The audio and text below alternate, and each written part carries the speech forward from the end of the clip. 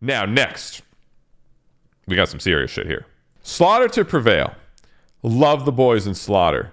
Love them. They're homies. Apparently will most likely sue Sumerian Records. Now, this is serious, right? This is a band, which I'm pretty sure most of us are aware of who Slaughter to Prevail is. A pretty big band. And a label, which we are aware of, Sumerian. I've worked with Sumerian on a few things in terms of whatever bands they work with. I've even worked with them with Slaughter stuff when they were rolling Slaughter out, right? Slaughter doesn't seem like, Alex in general doesn't seem like the person / the band to take any kind of orders. They would kind of just probably be like, "His song's done. We get that now, yes? No. We gotta wait for promo. We gotta get this ready. We gotta. Oh no, song is done. We drop this week, though. We gotta wait for. No, okay. So I have put to premiere. I have put to premiere on my channel. Everything is okay. Everything is all good. Don't worry, Sumerian.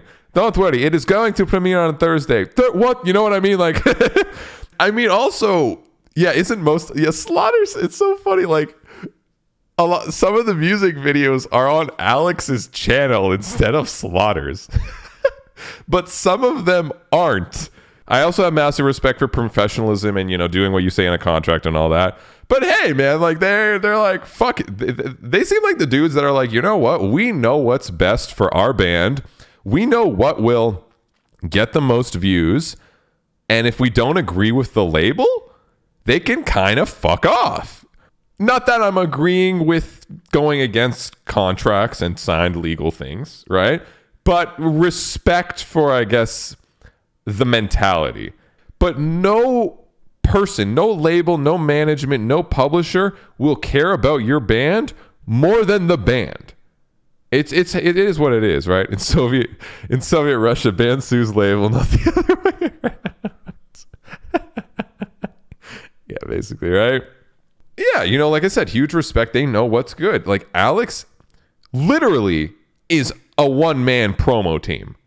His YouTube is huge. His brand is, I'd argue his brand is bigger than Slaughter. Like, I feel like people know Alex Terrible more than they know Slaughter to Prevail. He wears frontman as the title better than any frontman I honestly have seen in recent years.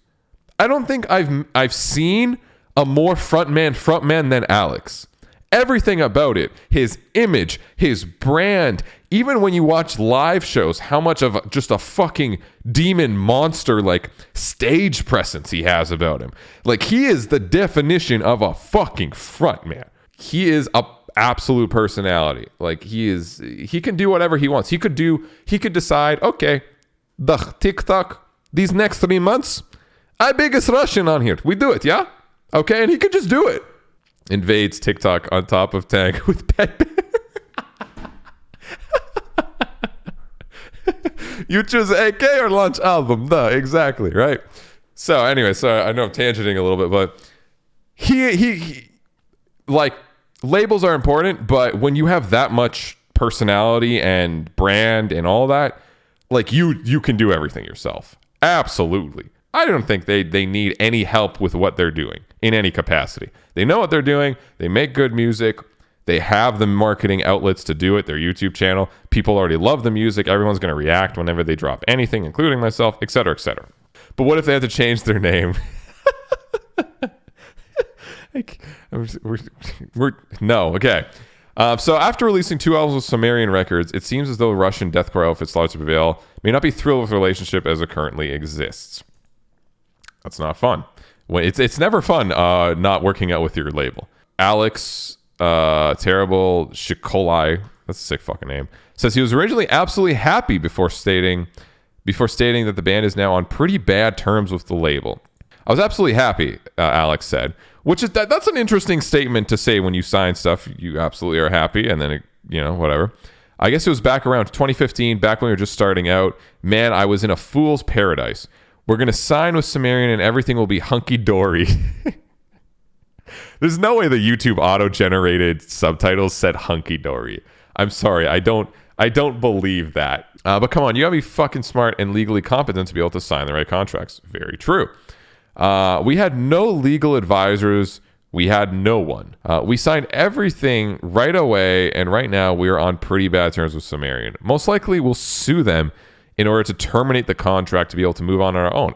By no means am I saying they are bad and so. They gave us a huge head start. Okay, so love Alex.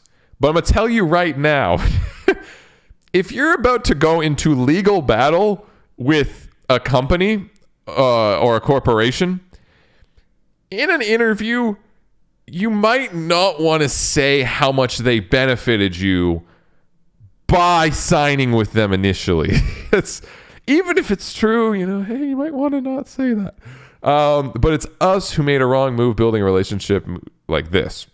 We didn't give a shit then, and now we have grown a little wiser and woke up. The issue is pending right now. Subsequently asked if Slaughter to Prevail had bigger offers from labels. Alex said, sure they were, but now we're embracing the idea of working independently and earning more money by moving on their own. Dude, they can make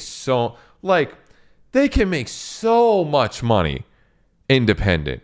Are you fucking kidding? So yeah, Sumerian, picked up Slaughter, good signing. And Alex says they were happy at first, which again, you don't want to say that usually, even if you are. And then he's like, you know what? We don't like how it's gone. And, they're going to maybe sue their label to get out of the contract, right? So this is important because how this goes, it shapes future band label relations and how it will be viewed in other courts of laws where bands have issues with their labels and stuff like that. Again, I'm not anti-label. I'm pro-independence. Does that make a bit more sense? Labels have their thing. But I'm very supportive in terms of bands that are independent that want to do it themselves because they can. Not every band can. Some bands are, I'm going to say this nicely, not going to lie, a little incompetent. Some bands are ridiculously talented musicians. They love it. They're great musicians and they tour and they're great performers. But they know fuck all about business in the music business. Fuck all. And that's fine. Some bands are just like, we don't care. Let's make someone do this for us. Let's only focus on the music, and then everyone else does all the business stuff for you, and it is what it is, right? That's what a label will do for you. I'm very pro independent bands and doing their own stuff, especially nowadays when in order to get your song on Spotify, you just pay $10 on DistroKid every year. Now, let's talk about it. What else do labels help with? Because I think this is, again, an important conversation for anyone that gives a fuck, right? So labels will help with distribution. That will get your nice-ass CD and put it in Target or whatever the fuck. So, sure, they that's the bigger picture of distribution they can help with. The even broader picture of distribution is distributing it and claiming stuff. So, publishing and distribution. So, there's distribution. What else labels do, right? Distribution's a big thing. Marketing. Okay. Labels a lot of times will have PR. The label will post it on their YouTube channel. They'll utilize the label's social media, right? Which is also clouded with a lot of other bands. So do you really want that sometimes? So what else can a label help with? Financing, right? You might be like, oh, fuck, we have all this music, but we don't have any money to pay the mixing, to pay videos, any of this shit. So what does a label do? They finance, basically. It's literally like going to the bank and getting a fucking loan, right? And there's interest, except the interest is a pretty penny, and you're not going to make much money until you pay back your loan. A lot of bands don't understand. They're like, we're signed to a label, guys, and the label's paying for everything. Oh my God. It's a loan, dude. The fuck? Is there, they're not, you gotta pay them back, dude. What else does a label do? Okay. This I don't like. This I don't agree with. I get why it happens. I get it. I hate it. If you sign with a label, a lot of these bands, it's like 5 albums. I don't know about you guys, but signing anything that is like 10 years of your life? What the fuck? Again, I get why they do it because the label invests in you in terms of their time and helping build your image and stuff, and they want you to be around for more than one album. But 10 fucking years, man? Again, this is not an anti-label spiel. I'm trying to really give you a decently reasonable perspective on both sides. But yeah, so 10 years, I don't know, man. It's scary. So, long story long. Slaughter's going to have an interesting fight here. I hope they do well, but there you go. That was what do you guys think will happen here? Is Slaughter just going to get fucked? Are they going to have to deal with Sumerian and deal? Is Sumerian going to compensate or whatever, let them out of the contract? What do you guys think? I can see one of two things happening here. One, Slaughter just gets fucked and they have to complete their contract. Two, they'll leave the label and lose all royalties to or they'll lose a huge chunk of royalties to their previous music. So I don't know. I could see a few scenarios. I hope Slaughter comes out on the top. Again, nothing against Sumerian. It's just I think Slaughter as a band has every bit in being to be independent, and I hope they can do that and make music without the restraints of legal stuff that's going to haunt them for the next few years, because that's what I would be really sad about. I don't know. We'll see. And that's why I'm saying, again, if you like Slaughter or not, or even if you give a fuck about them or not the point. This sets the precedent, and what happens with this sets the precedent for future, bands with labels and confrontations, which it's important, man. I mean, it happens all the time. Again, I'm not anti-label. It's not anti-label. It's just bands sign things that they don't like. But when you sign that shit, be fucking careful, man.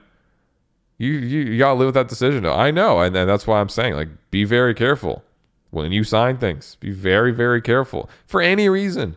You might, again, I don't know, maybe some of y'all are inspiring musicians and stuff in chat, or whatever, content creators. Please God, don't do this job.